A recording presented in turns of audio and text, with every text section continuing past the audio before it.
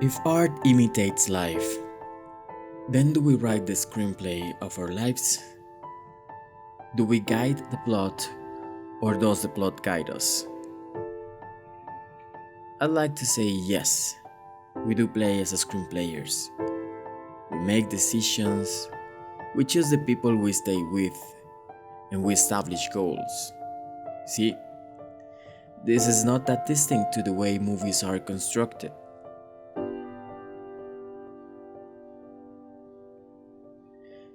Film is not unfamiliar to us. The movies are a reflection of our life, our fears and desires. One character always fills the gaps of the other, or forces it to face its fears, and movies are portraits of characters. The inner world of a character serves as a starting point to the materialization of the movies. For example, in Her, Theodore is defined by a paradox. He's clinging to the past, but living a very new kind of relationship.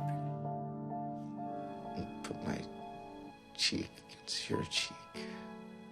That's nice. One could infer that it was the inspiration for the aesthetic of the film. A closer future with a somehow 70s look, a hint to the past. Now let's take a closer look. Closer. Yes, there. Characters are the quintessential part of a movie. They are the incarnation of every layer of the conflict. A good character is never placed gratuitously in a story. Fuck you, shithead, fuckface, fuckhead!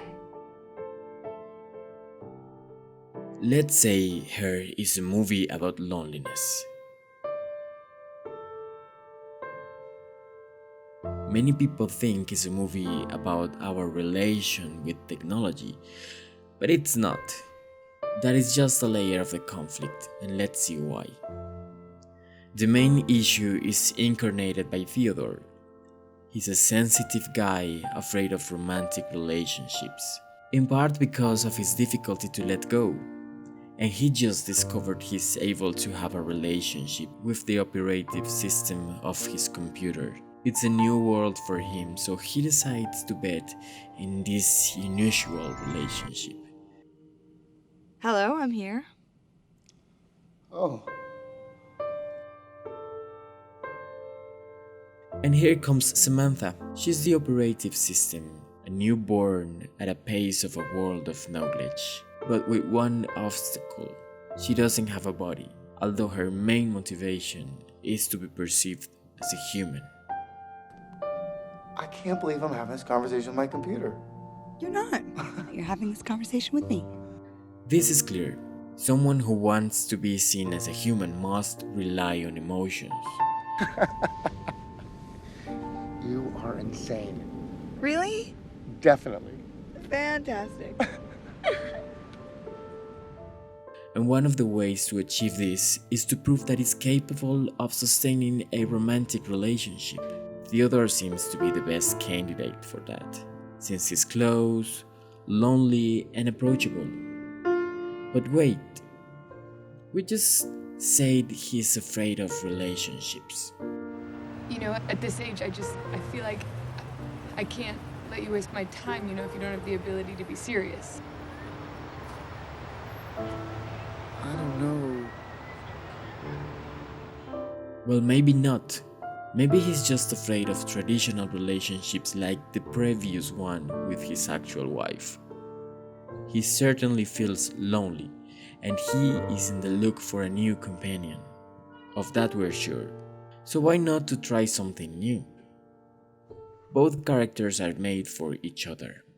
And if we look even closer, we'll find that the other characters are also a reflection or an antithesis of the main topic, loneliness. Are you falling in love with her? Does that make me a freak? No. I think anybody who falls in love is a freak. Amy is a true friend whose motivation is the look for independence. To achieve it, she must leave her husband. Someone so full of himself, who doesn't really want to be with her, but with a merely copy of himself. It means someone he could control. Like, I'm fucking trying, you know? And he's like, you're not trying. All I'm fucking doing is trying, but I'm not trying the way that he wants me to try. And he's like trying to control the way that I'm trying. Both characters are opposite and incompatible, so they had to break. Hey, you know what? We should all go out sometime. You bring Samantha, we double date. She's an operating system. Cool. Let's do something fun. We can go to Catalina. Paul and his girlfriend are there to show us the antithesis of loneliness. They are successful as a couple, and in the other hand, Amy's and Theo's relationships fail. Now they realize who their true companion is and can get together to face the main issue of our characters. The whole compound of human relations showed in this movie evolves in a way that makes our characters grow, redefining their fears and reshaping their relationship just to overcome the loneliness they felt at the beginning of the story, finding on themselves the answer to their questions like in real life. All the people we have around us complement us and give us tools to overcome our fears. Movies are just like real life. So this analysis came from a class where me and my students were wondering about the constructions of characters for film. It came across my mind the idea that to make an analysis of film, it's not necessary to be so academic. So I was wondering what could happen if I do an analysis like that, and this is the result.